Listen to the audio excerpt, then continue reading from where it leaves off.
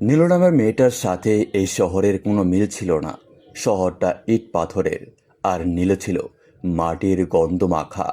তার বাবা গ্রামের এক কোণে ভাঙাড়ি মালের ব্যবসা করতেন। ছোটবেলায় নীলু যখন পুতুল খেলতো, তার পুতুলের ঘর সাজানো হতো পুরনো নষ্ট হয়ে যাওয়া ট্রানজিস্টের নব। তামাটে তার আর ভাঙা মাথার উপর দিয়ে গ্রামের মানুষের কাছে ওটা ছিল জঞ্জাল, কিন্তু নীলুর কাছে ওটা ছিল আস্ত মহাবিশ্ব। বাবা বলতেন, নীলু রে, এগুলো দিয়ে পেট ভরবে না। নীলু হাসতো। তার সেই হাসিতে এক অদ্ভুত মায়া ছিল, যেন সে চোখের সামনে এমন কিছু দেখতে পাচ্ছে যা অন্য কেউ দেখতে পায় না। সময় সব সময় একভাবে যায় না। নীলুর যখন বয়স 18, তখন এক কাল বৈশাখী রাতে তাদের সেই ছোট ভাঙাড়ির দোকান আর স্বপ্ন দুটোই এক নিমিষেই ধুলোয় মিশে গেল। বাবা অসুস্থ হয়ে বিছানায় পড়লেন। দেনার দায়ে জর্জরিত পরিবারটিকে বাঁচাতে নীলুকে শহরে পাড়ি জমাতে হলো, কিন্তু শহরটা তাকে দু হাত বাড়িয়ে গ্রহণ করেনি। এখানে প্রতি পদে পদে ছিল অপমান। একটি ছোট ইলেকট্রনিক্স কারখানায় সে কাজ নিল সাধারণ শ্রমিক হিসেবে। সারাদিন কয়েক হাজার আইসি সোল্ডারিং করতে করতে তার হাতগুলো পুড়ে কালো হয়ে যেত।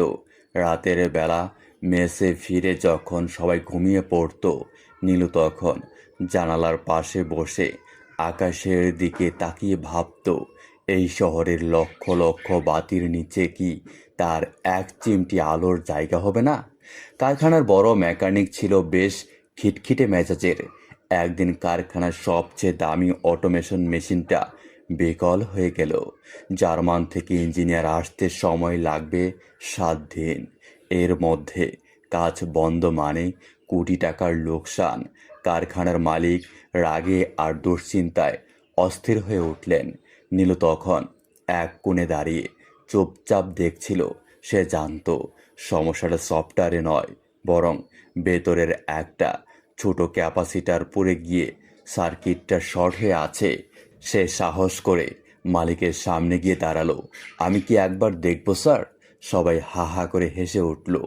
একটা সামান্য মেয়ে যে কিনা তার জোড়া দিতে জানে না, সেই ঠিক করবে এই আধুনিক মেশিন? নীলু কোনো কথা না বলে মেশিনের প্যানেল খুলল। তার চোখের দৃষ্টিতে তখন এক অদ্ভুত তেজ। গত 10 বছরের বাঙালি মালের সাথে কাটানো অভিজ্ঞতা তাকে শিখিয়েছে যন্ত্রের পালস বুঝতে।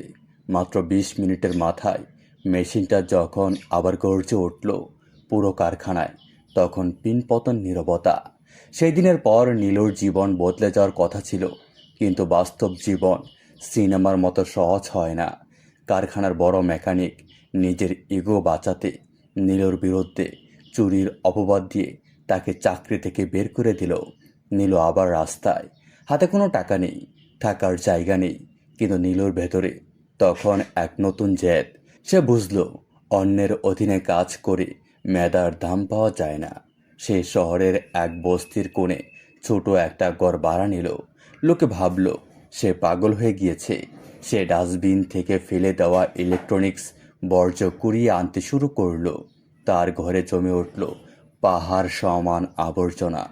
6 মাস পর শহরের এক বিশাল প্রযুক্তি মেলা বসেছে। সেখানে নামি দামি কোম্পানিগুলো তাদের রোবট আর গ্যাজেট নিয়ে এসেছে।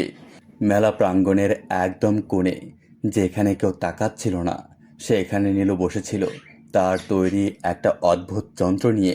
ওটা ছিল এমন এক সাশ্রয়ী ইনকিউবেটর যা দিয়ে গ্রামের হাঁস মুরগির খামারিরা বিদ্যুৎ ছাড়াই সৌরশক্তির সাহায্যে ডিম থেকে বাচ্চা ফোটাতে পারবে।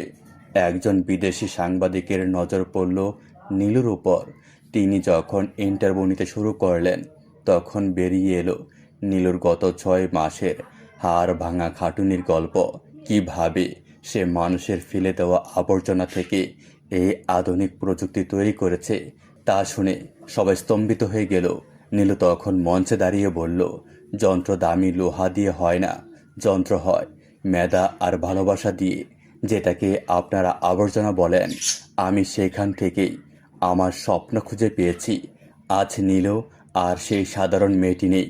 তার তৈরি ইকোটেক এখন দেশের অন্যতম বড় প্রতিষ্ঠান।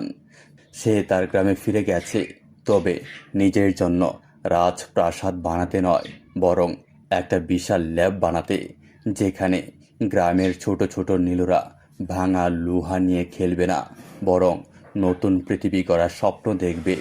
গোধূলির আলোয় নীলু যখন তার ল্যাবের বারান্দায় দাঁড়ায়, তার মনে পড়ে সেই দিনের কথা, যখন তার হাতে ছিল মাত্র একটা স্ক্রুড্রাইভার আর চোখে ছিল একা স্বপ্ন। তো বন্ধুরা, এই ছিল আমাদের আজকের ভিডিওটি আপনাদের কাছে কেমন লেগেছে তা অবশ্যই কমেন্ট করে জানাবেন। ভিডিওটি ভালো লাগলে অবশ্যই ভিডিওতে একটি লাইক দিবেন এবং নিয়মিত এরকম আরও নতুন নতুন ভিডিও পেতে আমাদের এই কাহিনী জগৎ চ্যানেলটিকে সাবস্ক্রাইব করে পাশে থাকা বেল আইকনটি বাজিয়ে রাখুন। দেখা হবে আবার নতুন কোনো ভিডিওতে। সেই পর্যন্ত আপনারা সকলে ভালো থাকবেন। ধন্যবাদ।